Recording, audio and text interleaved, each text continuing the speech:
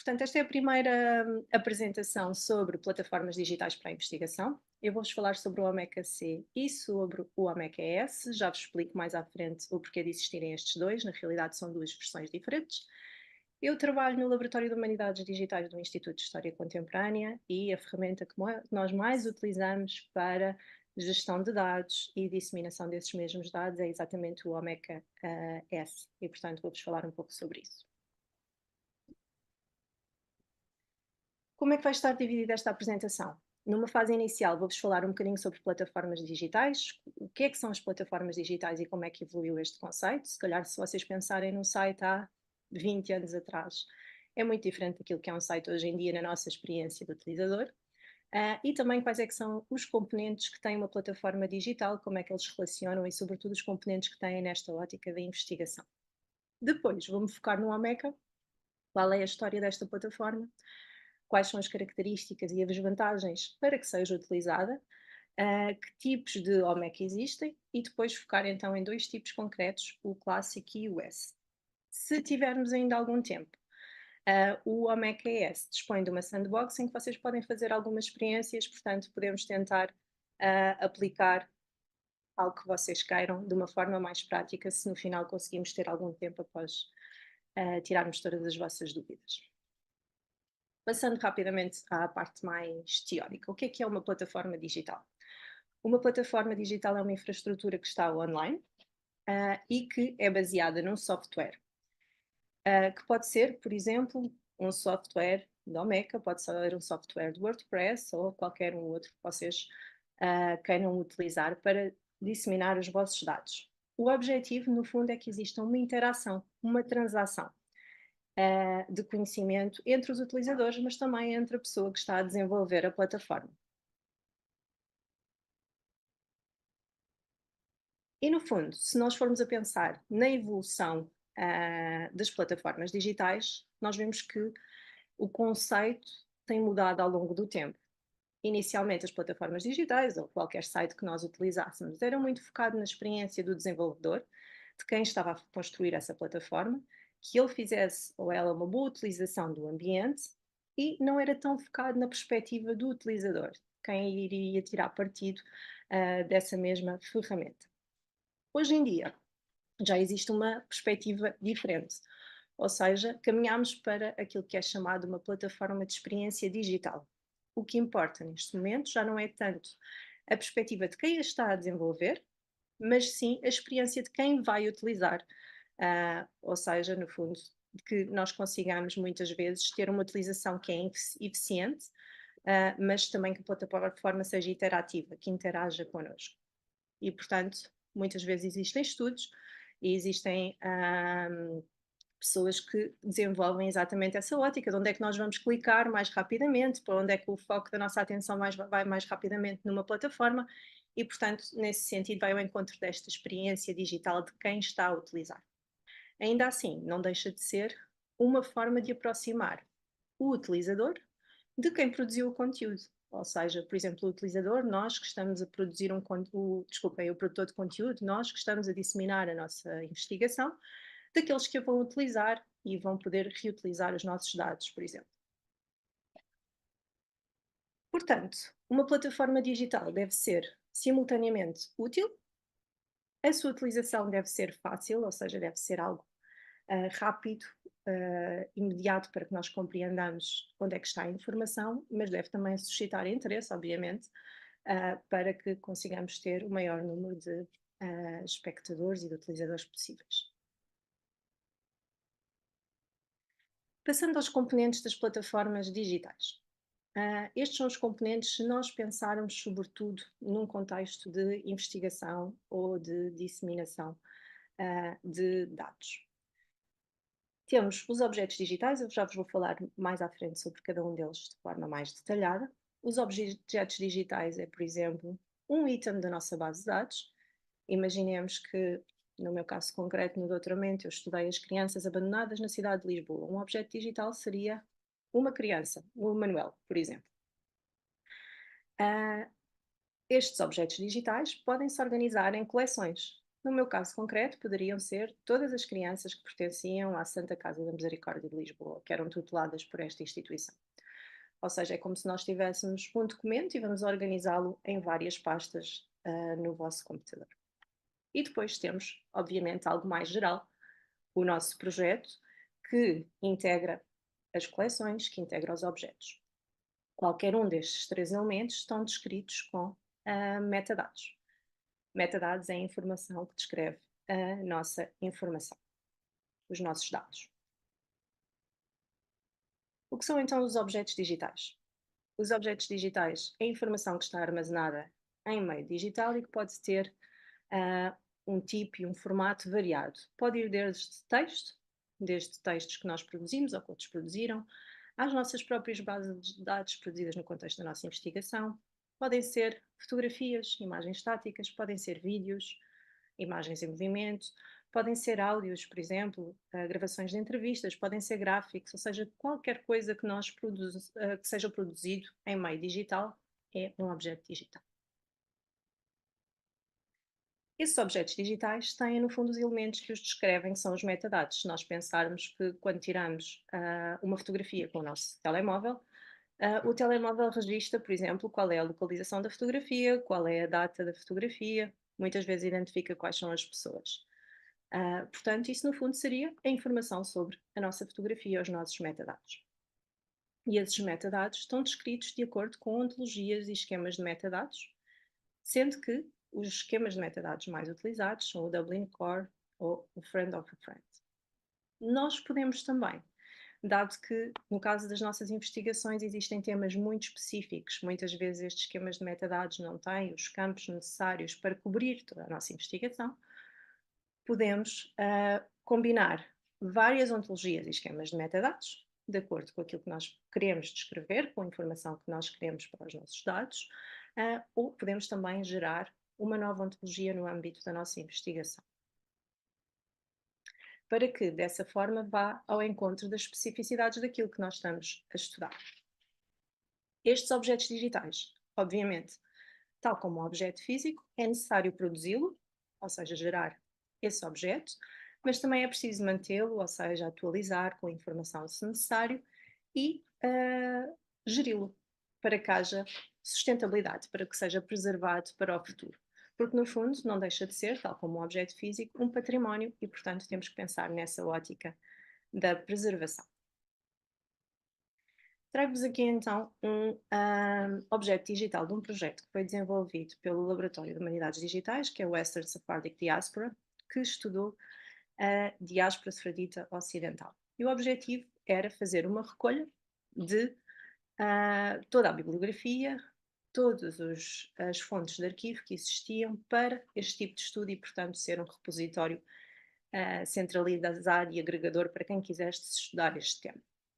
E, portanto, o que nós temos aqui é um exemplo de um objeto digital, ou seja, um conjunto, uma coleção de manuscritos e documentos sobre os judeus em Itália e que está descrita com metadados. Metadados com informação sobre o país, sobre o nome da instituição, com contactos, com o número de referência. Isto é o que se vê na parte de trás da parte da frente, desculpem, do site, quem está a ver este objeto digital. Por detrás desta informação, o que nós temos é um modelo de dados, recorrendo exatamente a esses esquemas de metadados e ontologias que já existem. Por exemplo, temos aqui o telefone, o Has website, o official name, foram essencialmente utilizados o Dublin Core e o Friend of a Friend neste caso, e que depois o que nós fizemos foi trocar-lhes o nome para aparecer o nome que nós queríamos neste campo, naquilo que vocês visualizam no site. Para além dos objetos digitais, nós temos coleções digitais. No fundo, os objetos digitais é como se fosse cada ficheiro que nós temos no nosso computador e as coleções, a pasta onde esse ficheiro está integrado. E, portanto, é a organização que nós damos aos objetos digitais. Neste caso, recorrendo novamente ao WSD Roadmap, temos, por assim dizer, várias pastas, uma pasta para o estudo em Portugal, outra na Itália, na Flandres, Alemanha, etc., França, ou seja, várias coleções que nos permitem, desta forma, neste caso concreto, ter uma perspectiva espacial e regional do estudo.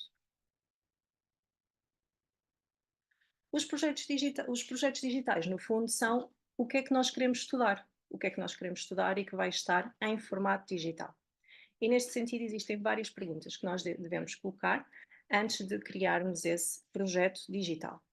A primeira pergunta é o que é que eu quero contar, ou seja, qual é que vai ser o meu objeto de estudo e, no fundo, isso é o ponto de partida para qualquer uma das nossas investigações.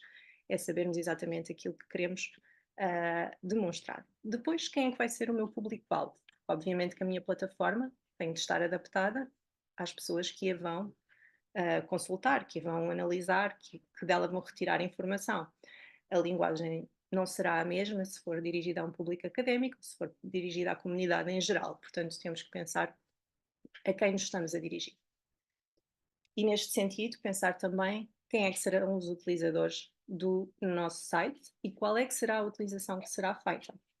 Se será utilizado para fins académicos, para produzir outro conhecimento ou não. Depois, que tipo de objetos digitais e arquivos digitais é que queremos incluir no na nossa plataforma? E quem é que vai contribuir para o projeto? Se vai ser ou não um projeto colaborativo. Ou seja, somos só nós que vamos alimentar o site ou vai haver mais pessoas a contribuir para este projeto? E depois, se calhar a pergunta mais interessante é como é que nós vamos tornar este projeto sustentável? E de facto isso é muito importante, sobretudo quando pensamos no financiamento dos projetos, que é tão curto, e como é que, fim desse financiamento, vamos continuar a manter esta plataforma digital. E por isso, a preservação digital está muitas vezes associada a uma ideia de boas práticas e do que é que nós vamos deixar para as gerações futuras, por exemplo, para ser utilizados, os nossos dados para serem utilizados e reutilizados por outros investigadores. E, portanto, nós temos que pensar na acessibilidade dos nossos dados. Quanto tempo é que os dados vão ficar acessíveis? E, no fundo, se as plataformas que nós escolhemos para os disponibilizar são ou não as mais adequadas. As mais adequadas ao nível de acesso aberto, de fácil utilização, ou seja, se elas perdurarão ou não no tempo. Por outro lado, obviamente que hoje em dia temos que ter um plano de gestão de dados e documentar todos os processos do que vamos fazer. E por isso temos que decidir quem é que vai ficar responsável por gerir a informação e, no fundo, por garantir que a nossa plataforma digital, os nossos dados continuam online e preservados. Passando agora ao Ameca. O Ameca é uma plataforma digital, open source e gratuita, que foi criada por um centro na George Mason University, mas desde 2016 tornou-se numa entidade independente. Passou a integrar o Digital Scholar, e o Digital Scholar é uma empresa sem fins lucrativos, que o que faz essencialmente é desenvolver ferramentas, todas elas de código aberto e gratuitas, para serem utilizadas no âmbito das humanidades digitais. Entre estas ferramentas estão a Omeca, mas também estão outras que provavelmente conhecem, como o Zotero, para gestão de bibliografia, ou o Tropi, que é muito semelhante ao Zotero, mas numa perspectiva de organização e gestão das imagens. E, portanto, o Omeca foi criado para criar plataformas digitais de disseminação, ou seja, o seu enfoque é disponibilizar objetos e coleções digitais, mas a sua grande vantagem é que funciona simultaneamente como um gestor de conteúdos, ou seja, uma base de dados, onde nós colocamos a nossa informação, os nossos dados, e ao mesmo tempo, quase de forma automática, conseguimos disponibilizar e disseminar esses mesmos dados na internet, porque conseguimos construir um website na mesma plataforma. Ou seja, na mesma plataforma temos uma base de dados e ao mesmo tempo construímos e disseminamos o nosso site. E, portanto, podemos construir, ter os nossos objetos digitais, as nossas coleções, construir exposições virtuais, utilizando, para além disso, esquemas de metadados que já são internacionalmente reconhecidos e utilizados, ou podemos também recorrer a vocabulários personalizados. Quais é que são as vantagens? Por um lado, o Omeca é open source, como eu disse, de código aberto, e, portanto, acaba por ser flexível, aquilo que nós queiramos adaptar, conseguimos fazê-lo no seu código, é gratuito, É gratuita não só a plataforma em si, mas também os seus módulos, ou seja, os plugins que permitem, no fundo, adicionar funcionalidades à plataforma. A sua utilização é bastante simples, sobretudo quando se trata, quando não temos conhecimentos muito avançados de informática, e, portanto, para nós que somos das ciências sociais e humanas, acaba por ser a utilização muito fácil. É interoperável, ou seja, os dados podem comunicar com outras plataformas. Podemos trabalhar de forma individual ou colaborativa e, por outro lado, a informação também está bem documentada. Existem manuais do Omeca, existem tutoriais, publicações disponíveis, há muita informação online, inclusive é um fórum, depois mais à frente já vos falo sobre isso, onde podem procurar informação caso queiram utilizar a plataforma. Passando agora para o Omeca, desculpem, e as suas versões. O Omeca tem essencialmente 3 versões. O OmecaNet funciona unicamente online, mas não vos vou falar sobre ele, tem um design muito limitado e não será, para fins de investigação, provavelmente a melhor opção. Existem outras 2 opções, o Omeca Clássico e o Omeca S, que é aquelas que vos vou apresentar. Começando com o Omeca Clássico. O Omeca Clássico foi criado em 2008, pelo mesmo centro da George Mason University, e nessa altura existiam poucas opções para museus, bibliotecas e arquivos que quisessem publicar as suas coleções e as suas exposições. Portanto, havia uma necessidade institucional de criar este tipo de ferramenta que permitisse disseminar os objetos digitais de uma forma tão rápida como, por exemplo, se publicava uma entrada de blog. Desde o seu desenvolvimento, que o Omeca Classic tornou-se uma plataforma de excelência para publicar coleções digitais na web e hoje em dia é amplamente utilizado. O seu software já foi descarregado mais de 500 mil vezes e é utilizado tanto por bibliotecas como por arquivos, museus, universidades, entre outros. A versão atual é o 3.1.2. O único senão, talvez não um senão, do Omeca Classic à semelhança do Omeca ES é que precisa de instalação num servidor. O Omeca Classic, concretamente, só permite alojar um único site na sua instalação. Ou seja, ao contrário do Omeca ES, como veremos, permite ter mais do que um site na mesma instalação, na mesma plataforma. Neste caso, nós só conseguimos ter um objeto digital, um projeto digital. Passando ao Omeca ES. O Omeca Clássico estava implementado, mas começaram a existir pedidos para se desenvolver uma versão que fosse ao encontro das necessidades de instituições maiores e que integrasse o ecossistema digital, ou seja, focando na ótica da interoperabilidade. E, portanto, foi desenvolvido o Omeca ES em 2012, em colaboração entre a George Mason University e a Andrew Mellon Foundation. A versão atual é 4.1.1 e, à semelhança do Omeca Clássico, precisa de instalação em servidor. A diferença é que pode funcionar como uma plataforma centralizadora de sites de vários projetos. Neste caso concreto, tenho aqui o exemplo do Omeca ES do Laboratório de Humanidades Digitais, e o que nós temos é os vários sites que integra, ou seja, numa única plataforma nós temos vários sites. Obviamente que na ótica de quem faz o apoio técnico e de quem pensa na preservação e sustentabilidade desta plataforma, é uma mais-valia ter tudo centralizado num único local, uma vez que apenas precisamos de fazer as atualizações, assegurar as atualizações numa única instância de Omeca ES. Relativamente aos dois, porque o sistema é bastante, excetuando esta questão de quantos websites podem estar instalados podem estar na mesma instalação, o seu funcionamento é bastante semelhante. Ou seja, tanto o Omeca Clássico como o Omeca ES funcionam de forma modular. Ou seja, existem vários módulos, vários plugins que podem ser adicionados para ir ao encontro dos objetivos daquilo que nós queremos. Os nomes que aqui coloquei são os nomes dos plugins ou dos módulos para o Omeca ES, podem ter nomes ligeiramente diferentes para o Omeca Clássico. Normalmente tudo o que é desenvolvido em termos de módulos e de temas é primeiro produzido para o Meca Classic e depois faz o seu paralelo para o Meca ES, mas conseguem encontrar nas duas versões. Portanto, vocês podem incrementar as capacidades do vosso projeto digital, da vossa plataforma, criando, adicionando, por exemplo, módulos para produção cartográfica, com georreferenciação dos vossos objetos digitais, para recolher testemunhos, por exemplo, com formulários que depois serão, obviamente, alvo da curadoria do investigador que ficará responsável por verificar essa mesma informação recolhida. Podem também importar os dados de forma massificada ou exportar os dados também, editá-los. Podem verificar métricas de visualização com o Google Analytics. Os módulos existentes são muitos mesmo para incrementar estas capacidades da plataforma.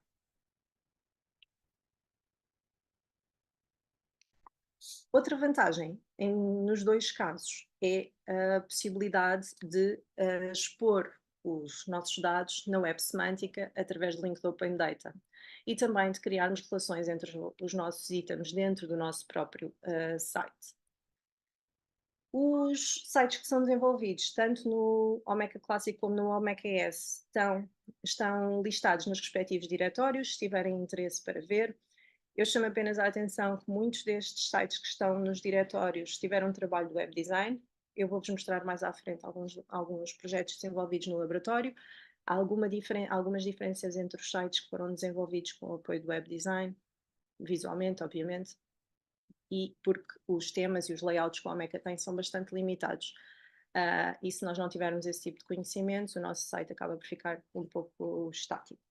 Mas já vos dou alguns exemplos mais concretos. Por outro lado, o Omeka, na sua gênese, foi desenvolvido em inglês, mas a sua equipa criou o Transifex, que permite traduzir a plataforma e os módulos para outras línguas e que qualquer pessoa pode colaborar, qualquer utilizador pode colaborar nesta mesma tradução e neste mesmo enriquecimento. Da parte da equipa do Omeka, existe muita disponibilidade para reunir de forma individual com investigadores ou com uma equipa de um projeto para tentar pensar com a equipa do projeto ou com o investigador qual é a melhor forma para expor os seus dados, quais são as melhores ferramentas a utilizar. Portanto, da parte deles mesmo, do Digital Scholar Lab, dos desenvolvedores, existe essa disponibilidade. Por outro lado, como eu vos referi anteriormente, está tudo muito bem documentado. O Omeka tem um fórum, onde normalmente as questões são respondidas com bastante rapidez e muitos casos já estão documentados, ou seja, já conseguimos ver facilmente, encontrar facilmente qual será a resposta para a nossa pergunta. Existe também a documentação do desenvolvedor e outra ferramenta que pode ser também útil são as lições do Programming Historian, que é uma plataforma com tutoriais, lições, com ferramentas digitais para serem replicadas e adaptadas ao contexto de cada um para, no fundo, incrementarmos as nossas competências digitais perante essas ferramentas e essas metodologias. E no Programming Historian já existem também algumas lições dedicadas ao Omeka e algumas delas, neste caso, estão traduzidas para português. Passando agora a alguns exemplos de projetos desenvolvidos no laboratório com o Omeka. Já vos mostrei alguns print screens do WSD Roadmap, mas posso agora aqui mostrar-vos o site. Já vos falei sobre o site. No fundo, o que ele faz é reunir fontes de arquivo, coleções com objetos digitais, um roadmap para o estudo da diáspora sefradita ocidental.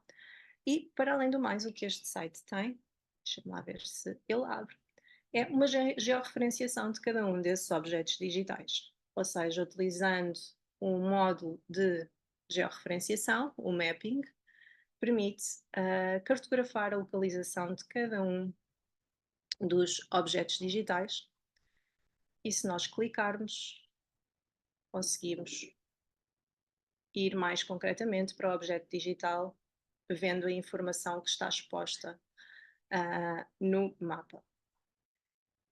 Conforme eu vos referi, os layouts do Omeka não são os mais apelativos para aquilo que nós hoje em dia estamos habituados ao nível do web design. Neste caso, este projeto teve trabalho de um web design por trás e, portanto, acaba por ser visualmente mais interessante.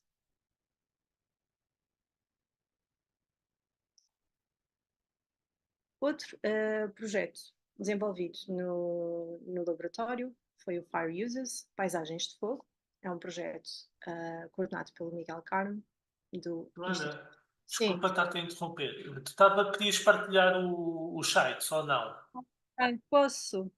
Ok. Espera, pensar que vou ver. Então, espera aí um bocadinho. Não não sei se estavas planeado fazer isso, é simplesmente quando estavas Não, a falar do site, eu estava a mostrar, inclusive, mas espera aí. pois, é que não estás a partilhar essa janela. Ok, então espera aí que eu vou... Desculpa. Não, obrigada. Então eu vou mostrar novamente o WSD. Desculpa. Ok, então, retomando o WSD de forma muito sintética, aquilo que já tinha referido. O que ele permite, no fundo, o que ele tem disponível são coleções para o estudo da diáspora, será dito. E estas coleções podem ser analisadas quer numa perspectiva de integrada em pastas com várias coleções e depois listando-nos os elementos que contém cada uma dessas pastas. Depois cada um deles, obviamente, com a sua estrutura descritiva de cada objeto digital. Mas podemos também visualizar essa informação no mapa, utilizando o módulo do mapping que anteriormente referi e que permite, no fundo, colocar todos estes objetos digitais no mundo e fazermos uma pesquisa específica para determinada região e ao clicarmos vai-nos remeter para esse objeto digital. Lá está, com toda a sua descrição associada.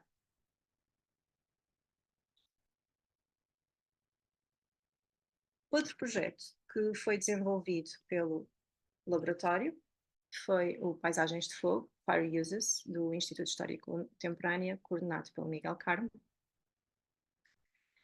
E, neste caso concreto, o objetivo era estudar a história dos incêndios rurais em Portugal, desde 1950 até à atualidade. Como vocês podem ver, o site é também um pouco mais dinâmico, visualmente mais interativo e, portanto, também contou com o apoio de um web designer para o seu desenvolvimento e apresenta, por exemplo, uma galeria de pesquisa onde é disponibilizada imprensa da época com notícias sobre incêndios e, no fundo, é um arquivo digital em que nós temos acesso ao objeto digital, à digitalização, ou deveríamos ter neste caso, não aparece, mas normalmente aparecem aqui as páginas, as notícias, os certos, e também a descrição sobre este mesmo objeto digital, com informação sobre a referência do jornal, o título, o autor, o certo, data, número, fonte, páginas e informação sobre quem inseriu esta mesma entrada. No fundo, toda a informação está descrita recorrendo aos esquemas de metadados. Outro projeto também no Instituto de História Contemporânea é o Memórias de Servidão, e eu trago-vos aqui o Memórias de Servidão um bocadinho por contraponto ao nível do design do WSD Roadmap ou do Fire Users. Neste caso concreto, Memórias de Servidão é um projeto sem financiamento e que, portanto, não contou com o apoio de um web designer. Ainda assim, a estrutura por detrás é a mesma, ou seja, a forma de organização dos dados. Temos uma parte, por exemplo, dedicada às imagens e discursos. Este é um projeto para estudar as criadas, as mulheres que se dedicaram ao serviço de criadas, e da mesma forma apresenta-nos a informação detalhada sobre cada uma delas, com apoio visual, neste caso com fotografias, e a informação descrita sobre esse mesmo recurso. Neste caso concreto, eu não sei se ainda está em funcionamento, deixem-me só verificar. Exato. O Memórias de Servidão tem também a possibilidade de recolha de testemunhos.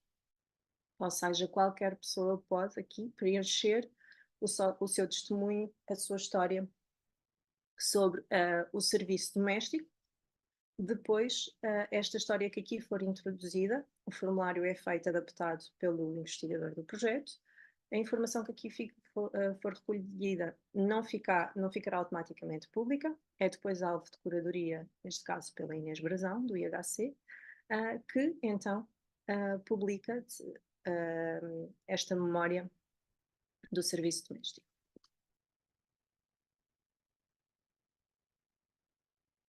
Por fim, algo que nós também procuramos fazer no laboratório, ligando exatamente a esta importância das plataformas digitais para a investigação, é incrementar nos alunos da licenciatura em História essa mesma consciencialização. E, ao mesmo tempo que, no fundo, os introduzimos numa fase bastante ainda embrionária ao processo de investigação em si. E é neste sentido que eu vos trago aqui o projeto da Filipa Caetano. A Filipa, neste momento, já é uma aluna de mestrado, já está a concluir o mestrado, mas fez uma disciplina connosco para a construção de arquivos digitais no terceiro ano da sua licenciatura. E com este arquivo digital, o que a Filipa pretendia era evidenciar os efeitos que a Primeira Guerra Mundial teve nos homens, efeitos físicos e efeitos psicológicos. E, portanto, o que fez foi recolher fontes, algumas delas que não estavam digitalizadas, portanto passaram por um processo de digitalização, nomeadamente a parte referente aos discursos de opinião pública e opinião científica, passou por um processo de digitalização, da OCR dos textos, que depois foram então aqui disponibilizados na plataforma da Fliba, mas também fez uma centralização de recursos que já existiam noutras plataformas para permitir o estudo deste tema. Mais uma vez, houve uma tentativa de consciencialização dos alunos. Algumas imagens aqui são aqui um bocadinho gráficas. Houve uma tentativa, no fundo, de consciencialização dos alunos da importância de estruturação dos seus dados, disponibilização dos dados na web, mas também estruturação e referenciação também para o local de origem.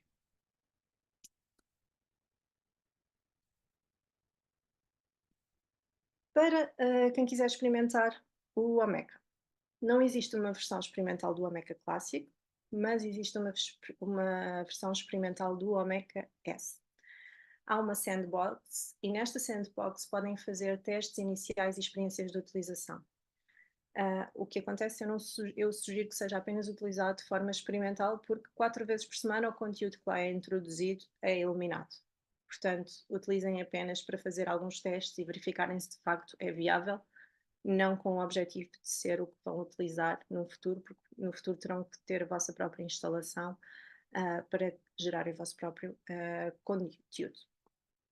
Portanto, finda agora a minha apresentação. Posso responder às questões e, se tivermos algum tempo, podemos ainda experimentar a utilização desta sandbox. Se tiverem interesse, claro.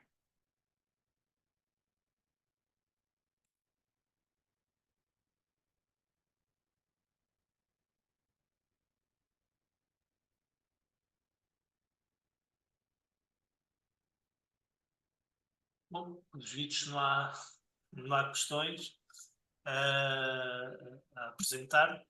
Peraí, já temos uma pessoa com a mão no ar. Ana Carvalho quer fazer uma pergunta, pelos vistos. Sim, bom dia, obrigada pela exposição, tantos conteúdos interessantes. A minha dúvida é assim, talvez até do próprio conceito, eu nunca sei, e portanto sou muito leiga, nunca sei onde é que o conceito de plataforma digital e o conceito do website, onde é que um se diferencia do outro, porque muitas vezes dizemos plataformas para dizer sites, outras vezes, isto assim, de uma linguagem mais comum, de quem não percebe muito o assunto. E é um pouco isso onde é que devemos dizer verdadeiramente que isto é uma plataforma e isto é um website, se calhar um pouco básico, mas é um pouco esta é a questão que me ocorre. Eu, por exemplo, estou a coordenar um projeto que está mesmo agora a começar e também, se calhar, por não saber tanto o suficiente, criei um website normal, portanto, para divulgar o projeto e para apresentar, divulgar os recursos de investigação que vamos produzir. Se calhar, então, tomei a opção errada, se calhar havia, às tantas, eu não conhecia esta plataforma, confesso. E portanto, se calhar não é um procedimento correto, portanto, nós não devemos criar um website para divulgar um projeto, ou quando é que se justifica recorrer a uma plataforma como o Omeca, ou seja, qual é que é a grande vantagem de eu poder usufruir do Omeca e não um simples website com o endereço da universidade, portanto, construído. Provavelmente o que eu vou construir é na base do WordPress, que é o que acho que é uma coisa muito básica. O que é que eu estou a fazer de errado? Ou seja, o que é que eu estou a perder, digamos assim, ao não, ao fazer, tomar esta opção? Pronto. Então, começando se calhar pelo fim. Eu acho que depende também dos objetivos de disseminação, ou seja, o que é que nós queremos mostrar. Queremos apenas disseminar o projeto e as suas atividades? Se calhar uma plataforma como o WordPress funciona bem porque é só de disseminação de resultados. O Omeca funciona muito bem e muito melhor, sem dúvida, do que o WordPress para a disseminação dos conteúdos em si, dos nossos dados. Ou seja, é uma diferença entre nós vamos querer divulgar os dados ou vamos querer apenas divulgar aquilo que vamos fazendo em termos de atividades. Só o projeto, só mostrar o que é o projeto e o que nós fazemos, ou ir um bocadinho mais além e disponibilizar aquilo que nós produzimos efetivamente ao nível dos nossos dados para que possa ser depois ou não reutilizado. E eu acho que isso também ajuda a responder um bocadinho à primeira pergunta. No fundo, um site acaba por ajudar nessa disseminação, a plataforma vai um bocadinho mais além porque é um serviço. Nós estamos, no fundo, a construir. E em termos de alcance, terá mais alcance do ponto de vista de quem de chegar a mais pessoas? Será? Não sei. Isso depende um pouco do conteúdo que nós temos, porque se calhar se for apenas para ver o que é que o projeto faz, eu vou consultar uma vez esse site, mas se calhar se tiver dados, vou consultar mais vezes na ótica da reutilização e dos princípios FAIR, para poder, no fundo, replicar as investigações, ver o que é que os dados, o que é que foi produzido ao nível dos dados. Obrigada. Ajudando aqui a responder à pergunta da Ana Carvalho, digamos assim, é um pouco mais Joana disse. Se queremos apenas divulgar conteúdos, tipo eventos, notícias, digamos, o WordPress é perfeitamente para isso, é uma plataforma que é muito user-friendly. Realmente o back-office dá para fazer tudo através do back-office do WordPress, atualizar o código, instalar plugins, os temas. O WordPress tem centenas, milhares de temas gratuitos que podemos disponibilizar. Aqui diz, Joana. São visualmente mais apelativos, ou seja, o que está construído de base, visualmente já é mais apelativo. E isso, digamos, o website, digamos assim, o website é uma coisa muito focada, é uma aplicação. Bom, digamos que será essa, talvez a maneira mais fácil de explicar a coisa. O Omeca, podemos dizer que é uma plataforma, porquê? Porque o Omeca, aí a Ana pode pôr os seus conteúdos e os seus dados estruturados. Pode pôr objetos digitais, pode ser imagens, e pode também pôr os metadados sobre esses objetos digitais, que são os dados estruturados. O site é uma das funcionalidades que a plataforma permite. O Omeca permite depois disponibilizar ou a coleção toda, ou uma parte da coleção, ou uma parte da informação, de forma, digamos, acessível, digamos, e disponível pela internet. É essa, ou seja, por isso é que é uma plataforma em que pode pôr lá os seus dados, mas nem precisa partilhar os dados todos, pode construir só uma parte da coleção. Por exemplo, imagine, tem uma coleção de um museu, tem lá os quadros todos. Pelo OMEC, pode fazer uma exposição, por exemplo, retratos de pessoas.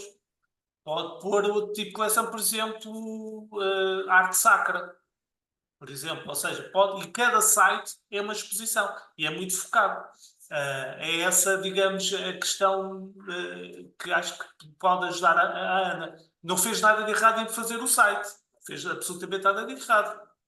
Agora, se quer no futuro disponibilizar os dados do seu trabalho de investigação de uma forma mais estruturada, o WordPress pode não ser a melhor opção.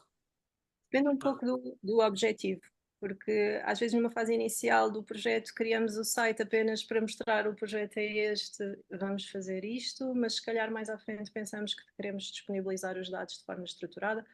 O próprio WordPress também tem um plugin que é o Tynacan que permite fazê-lo, disponibilizar os dados de forma estruturada.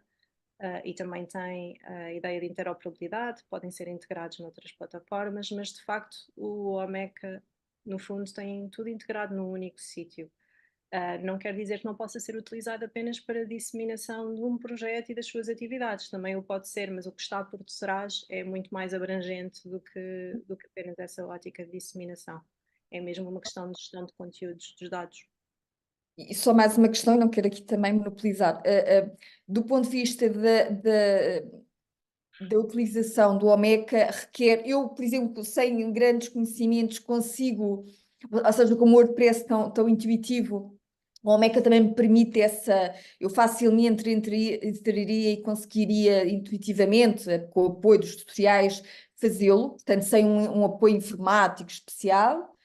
Sim, eu acho que o maior entrave aqui é a questão da instalação no servidor. Não sei se concordas, Rui, mas eu acho que é a maior. Sim, não é assim, não é impossível.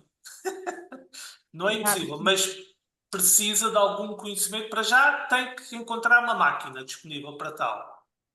Tem que alugar a máquina, tem que, sabe, no serviço cloud, disponibilizar o seu DigitalOcean. Há uma série até a própria Amazon disponibiliza uma série de máquinas. A questão é, como o Omeka é uma aplicação muito focada e muito de nicho, não é tão fácil encontrar, por exemplo, plataformas de alojamento de web hosting em que disponibilizem, por exemplo, lançar uma instância WordPress. Por exemplo, a maior parte dos serviços de alojamento consegue facilmente, não paga uma máquina, mas paga a instância WordPress. Eles fazem o lançamento, fazem o deploy e instalação da aplicação e pode começar logo a utilizar no back-office. O Omeka não é assim, porque é uma aplicação mais niche, já implica ter que alugar a máquina e depois tem que fazer a instalação nessa máquina do WordPress e depois tem que confirmar se a versão do PHP é correta, se o serviço web está a funcionar, pronto, já implica um bocadinho mais de algum conhecimento técnico. Pronto, isto é sempre um equilíbrio entre a facilidade digamos, de utilização, mas pronto, às vezes é preciso ter esse conhecimento. Não é nada do outro mundo, mas é preciso investir um pouco nisso. No fundo, tem que garantir que a máquina onde vai ser feita a instalação tem as características que são necessárias e todas essas informações estão disponibilizadas na documentação do Omeka. Eu posso depois disponibilizar o PowerPoint, que tem lá os links para clicarem, que vai diretamente para cada uma das informações. A instalação, sendo difícil de fazer, não é impossível, porque fazendo o passo a passo que está documentado nos vários tutoriais, é perfeitamente execuível. A utilização depois da plataforma, depois de instalada, é fácil. É relativamente, pode não ser o mais óbvio e o mais intuitivo, mas depois de percebermos a lógica por detrás de que temos que primeiro criar um modelo de dados, ou seja, os nossos campos para a nossa base de dados, depois queremos criar uma pasta para inserir a informação e depois recheá-la com os registros individuais, depois nós percebermos essa lógica, é fácil de utilizar e acaba por ser um processo muito mecânico. De qualquer das formas, se houver necessidade, eu posso depois ajudar. e explicar como é que se... Ainda temos Obrigada. mais duas perguntas. Colocaram. A primeira é da Raquel Medina, que tem uma questão, como é que se podem salvaguardar questões de direitos de autor, não só de quem a produz, mas também dos conteúdos colocados na plataforma? Neste caso concreto, por exemplo, remetendo para o projeto que vos mostrei dos mutilados da Guerra da Filipa, ela recolheu informação de várias plataformas digitais. A informação, temos uma entrada que remete para o link onde está a informação no seu local de origem. Portanto, é uma forma de salvaguardar. Obviamente que tem também a indicação dos direitos de acesso associados a essa imagem, e só foi disponibilizada se tivesse os direitos de acesso totais. Raquel ainda tem outra pergunta. Diz que trabalha no ramo editorial e é investigadora. Sei como se percebe neste tipo de situação. Neste caso, as plataformas não têm esses conhecimentos. Será que podemos usar as mesmas regras de publicação editorial, como para um e-book, por exemplo? Não sei quais são as regras da publicação editorial, porque não sei ajudar, Raquel, mas se puder, se me puder dar mais informação, eu consigo tentar ajudar. Não sei se a Raquel vai dizer mais uma coisa, mas a Alice está com o dedo no ar, está com a mão no... Ai!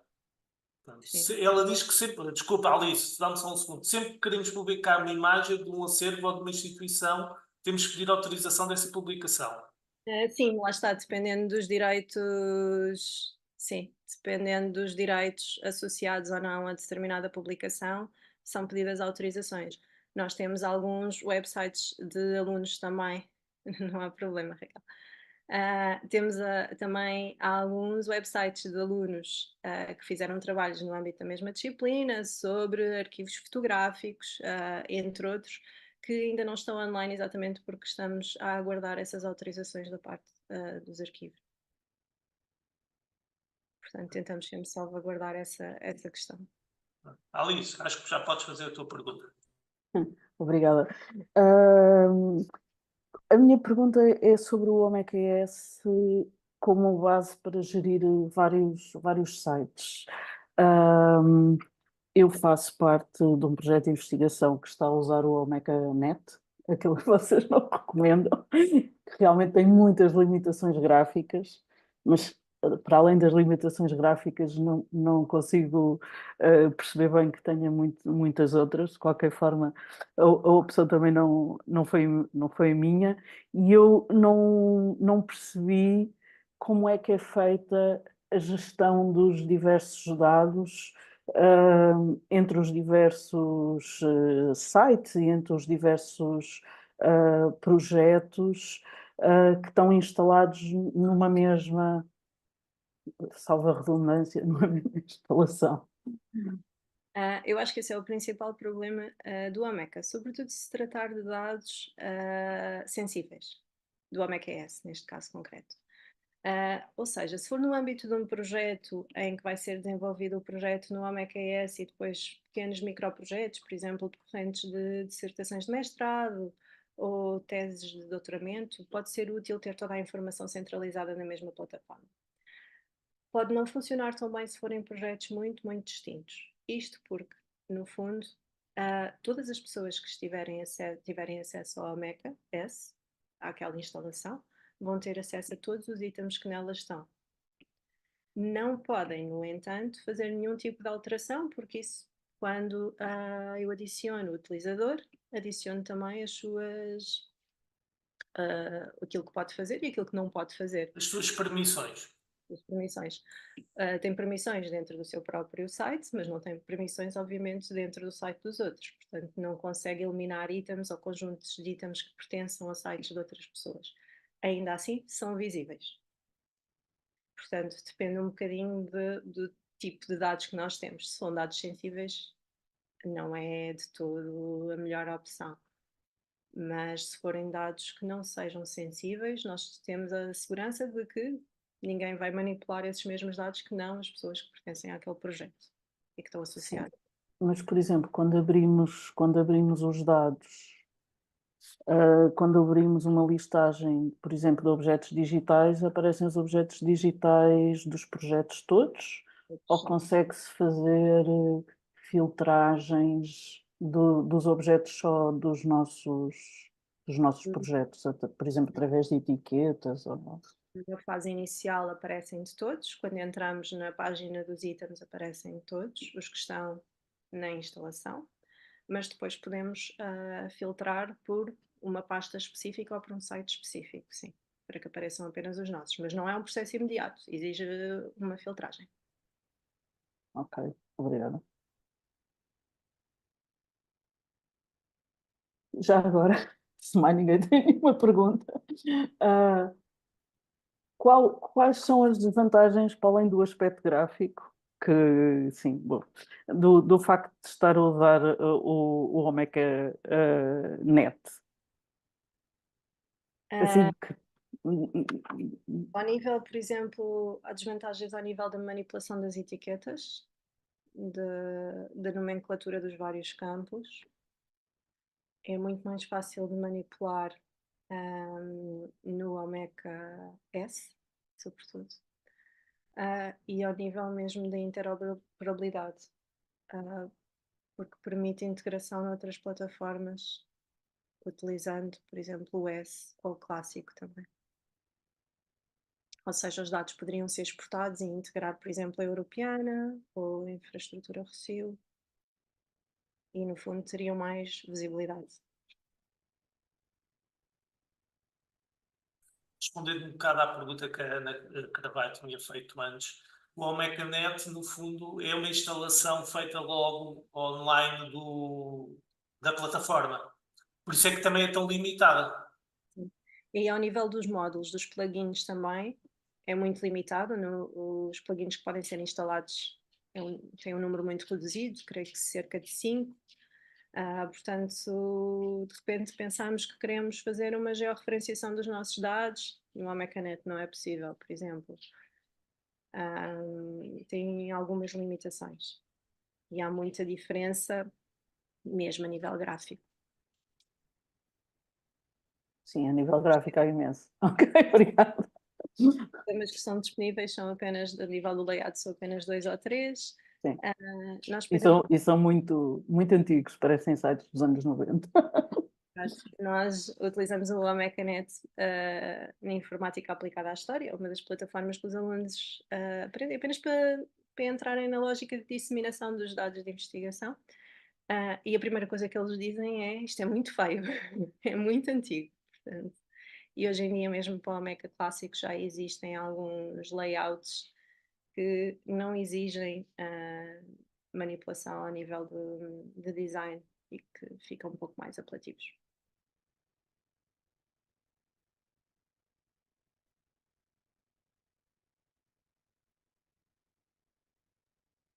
Bom, não sei se existem mais questões ou perguntas que queiram colocar.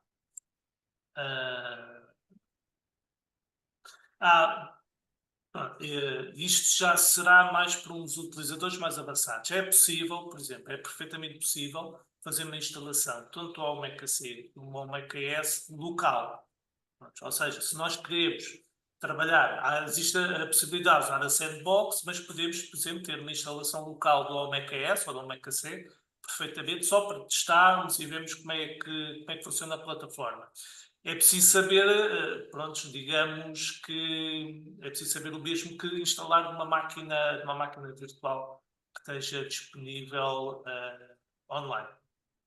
É preciso sempre ter essa pronto, essa valência.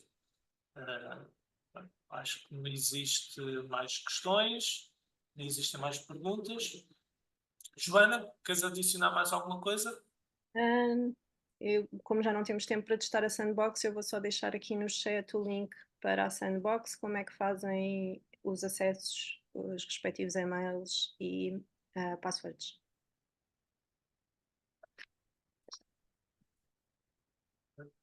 Muito bem. Bom, então vou então dar por encerrada a nossa primeira sessão. Agradeço mais uma vez à Joana por ter feito esta pequena apresentação sobre a plataforma Omeca. Recordo que a próxima sessão vai ser daqui a 15 dias, vai ser dada por mim e vai ser baseada numa aplicação que não é bem uma plataforma, é mesmo uma aplicação, um website, digamos que é um Drupal, mas vai, de certa forma, responder a esta questão que a Ana fez sobre como é que vamos instalar e fazer, digamos, o deploy da aplicação. Neste caso vamos usar uma plataforma, isso é mesmo uma plataforma, que é um serviço usado para fazer desenvolvimento e produção de websites, que é o Pantheon, e podemos inscrever-nos, criar uma conta, digamos, gratuita, e a conta gratuita permite criar-nos 2 sandboxes gratuitas. Eles só permitem fazer sandbox em WordPress ou Drupal. E vamos usar então o Drupal para fazer um pequeno catálogo bibliográfico, por exemplo, para um projeto, ou mesmo para um trabalho individual, mas, digamos, aquilo que se vai fazer para o catálogo pode ser feito para qualquer tipo de conteúdos, de objetos. E isso é que vai ser a próxima sessão, dia 25, à mesma hora, começa a mesma às 10, será mais ou menos 1 hora também. Sem mais demoras, despeço-me de todos, agradeço a vossa presença e, assim possível, o vídeo desta sessão vai estar disponível online. Se quiserem colocar alguma pergunta ou a nós ou à Joana, se quiserem, podem enviar um e-mail ou terem em contato connosco e nós passamos a informação à Joana, ou se nós podemos responder alguma dúvida sobre os workshops, podem fazer diretamente essa pergunta. Sem mais nada, agradecemos e então uma continuação de bom dia. Deixa eu ver se há mais perguntas. Afinal, a Raquel tinha mais perguntas. Obrigada. Ok, se quiser eu respondo um instante. Se quisermos um teste ao Meca Classic, podemos portar para o Meca S. Depende. Os conteúdos sim, a aplicação não. Os conteúdos podes exportar através de um CSV. Podes exportar conteúdos. Sim, existem módulos para exportar os dados e depois para voltar a importar. Portanto, a esse nível. Sim, existe conteúdos. Mas não os objetos digitais. As imagens acho que têm que ser exportadas e importadas manualmente. Se não estou em erro. Sim, também dá para gerar uns códigos de Python para importar automaticamente. Mas mais repescado. Ok.